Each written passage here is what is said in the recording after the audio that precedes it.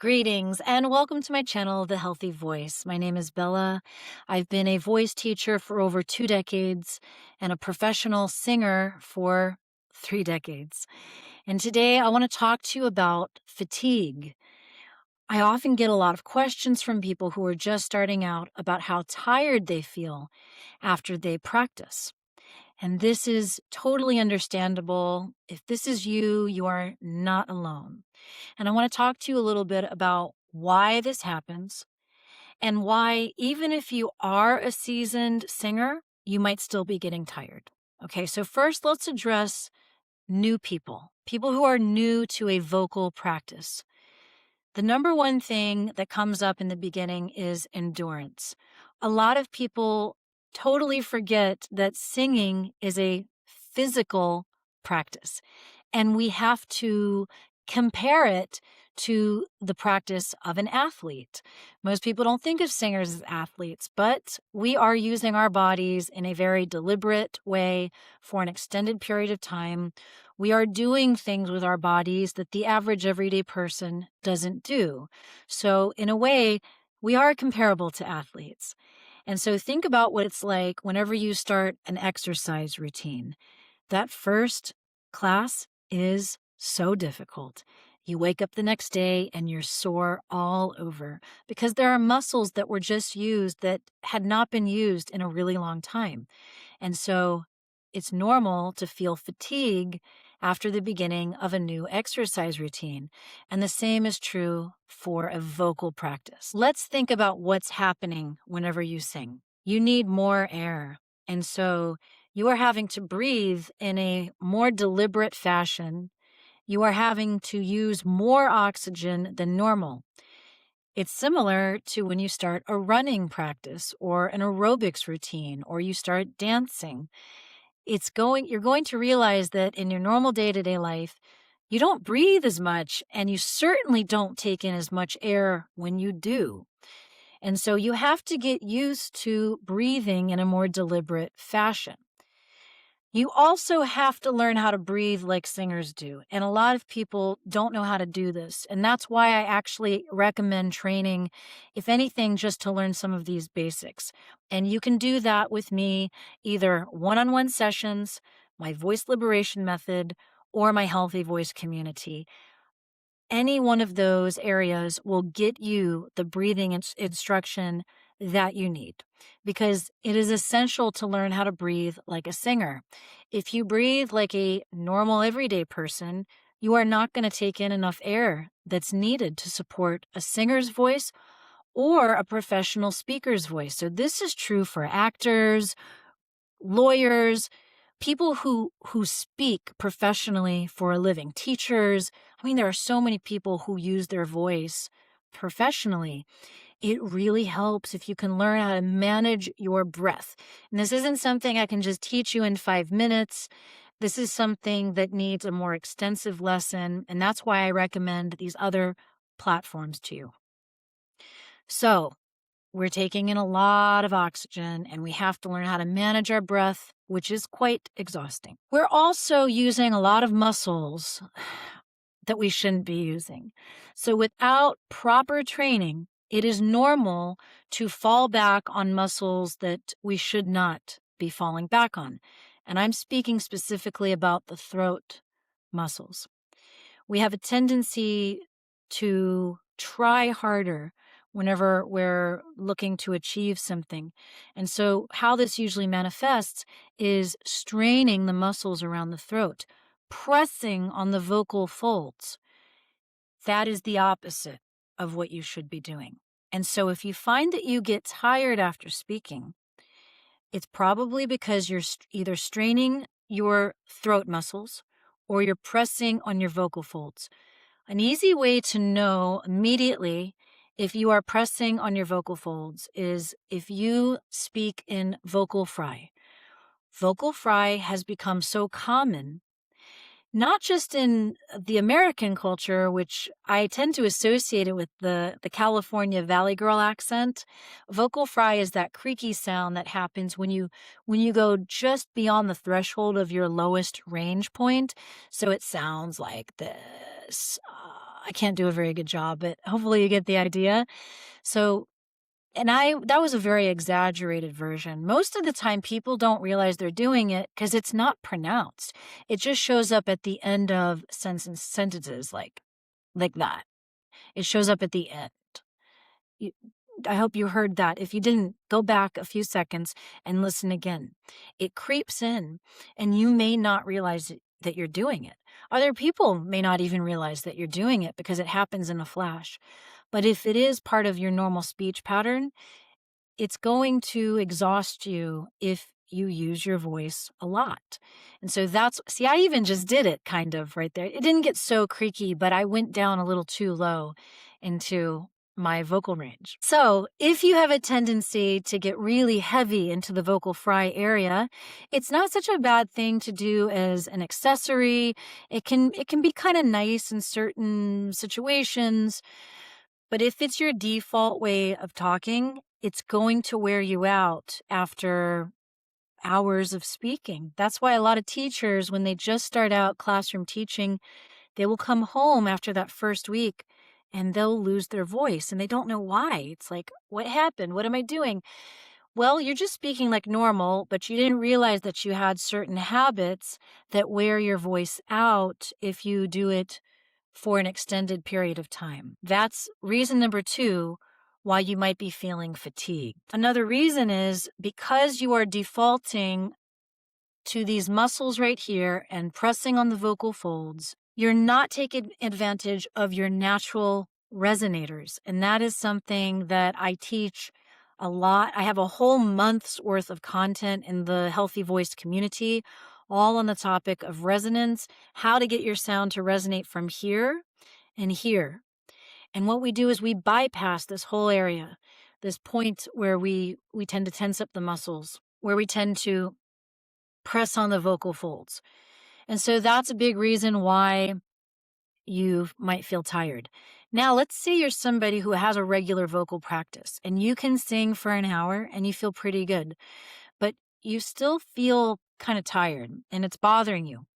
It's bothering you because you want to be able to sing for 2 hours. Maybe you're a professional musician who wants to gig for at least 2 hours, and you're finding that your voice is getting so tired that it's not possible for you to do that.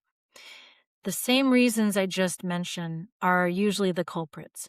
What you need to do is you need to learn how to resonate here, relax the tongue, relax the throat, go ah, as if you're about to go into a yawn. Open up the back of your ah. Keep your tongue down. Feel all the vibrations go down into your chest. Ah. And then lift up your cheeks and go hee, hee. And see if you can feel the pressure on the roof of your mouth, the hard palate, right behind the teeth. If you can feel the pressure right there, it means you're resonating in your mask area. Lifting up the cheekbones helps a lot. Obviously, this is just an explanation. This isn't really going to solve your problem. This is just to bring your awareness into why you might be feeling tired after you sing or speak. And so those are the areas that you want to work on when you're creating your daily vocal practice.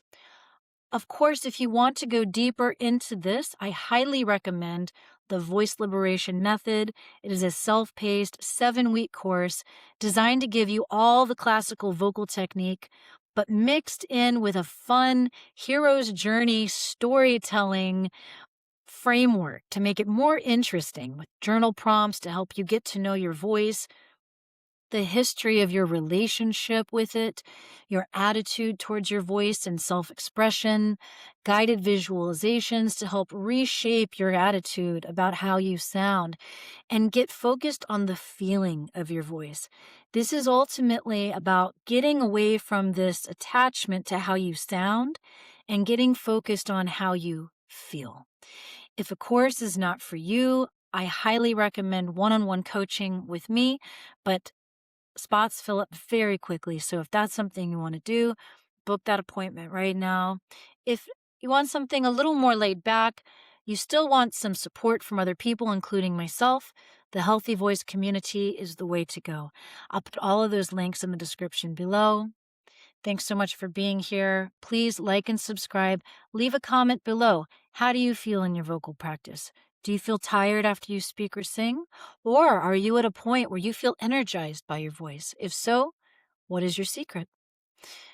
All right, keep going, everybody, because the world needs your unique voice. I'll see you in the next one. Greetings and welcome to my channel, The Healthy Voice. My name is Bella. I'm a trauma-informed. Let me start this over. Greetings and welcome to my channel, The Healthy Voice. My name is Bella and I am a trauma-informed voice coach with over 20 years of teaching experience, over 30 years of performance experience. And today I'm answering one of your questions. Today's question comes from Cantando, Mexico. I have tension in my neck muscles, and I noticed my vibrato gets slower because of the strain. Do you have exercises to fix that? This is a great question. It's similar to a question that I hear often. A lot of people want to understand how to do vibrato. And for many years, I struggled with this because I didn't know how to teach vibrato. It was the one thing I couldn't quite show anybody how to do. And so I thought about this for a while and I realized, of course I can't teach it. There's nothing to teach. It's not really a technique. Vibrato is something that happens naturally once the voice totally relaxes. So you will feel a vibrato show up in your voice when you sing a long note and everything stays relaxed. So the most important thing you can do is to relax your throat and the muscles around your voice. So how about this? Instead of a singing technique, let's do some muscle work to try and get everything as relaxed as possible. And as you get relaxed, you can try singing and see if a little bit of vibrato starts to show up. Okay? So let's sit up tall and relaxed. And let's roll the shoulders back. Tension in your shoulders will create tension in your voice. Begin to incorporate your breathing. Breathe in through your nose, out through the mouth. Good. Settle in. Wiggle your upper body a little bit. Move your neck around. See if there's any tension in your neck. Look side to side. Any tension there, see if you can stretch it out a little bit. And then come to the front and stretch out your face muscles. Tension in the face will create tension in the voice. And then let's do some flutters of the lips. And start to move your neck around gently as you do this.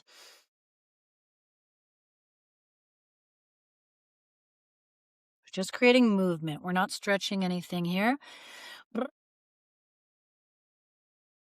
Now let's do 3 audible sighs. We'll inhale through the nose, and on the exhale, we want to drop the back of the tongue, drop the sound deep into our chest, relaxing any tension in the chest each time. Inhale. Inhale again. Drop the jaw. One more. Good. All right, let's do the yawn sigh exercise. This is where we make sure that throat is open, the tongue is relaxed, and we're sending the high part of our voice to the roof of our mouth. Feel the pressure on the roof of your mouth. Keep the throat open as you drop everything into the chest, like this. Here we go. Keep the jaw dropped. You can use your fingers to help assist.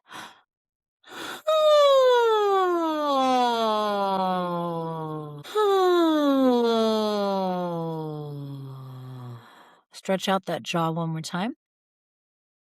Wiggle side to side. And now, let's do a gentle throat massage. So here's our throat right here.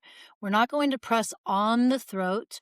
We're going to take 2 fingers and we're going to gently stroke the side with our jaw very relaxed like this. So chin is up, tongue is relaxed. Okay, good. And now let's massage the STM muscle. So we turn. So here's the muscle sticking out right here. It's this ropey muscle right here. Okay, be very gentle here. Turn, grab it, relax your jaw, face forward. That's how you get a good grip on it.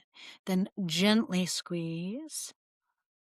You're going to probably feel a lot of tension here because we all tend to hold a lot of tension. The more you massage it, the more it starts to relax. Don't go too far down here. This will hurt. Just stay up here. Keep your tongue relaxed. Ah. And then let's go to the other side. Find it. Okay, so I'm hooking my finger. I'm grabbing it like this. Find it as you turn face forward and gentle squeeze. If it feels uncomfortable, don't do it. Use common sense. Okay. Let's do 2 more audible sighs. Your goal is to get as relaxed as possible.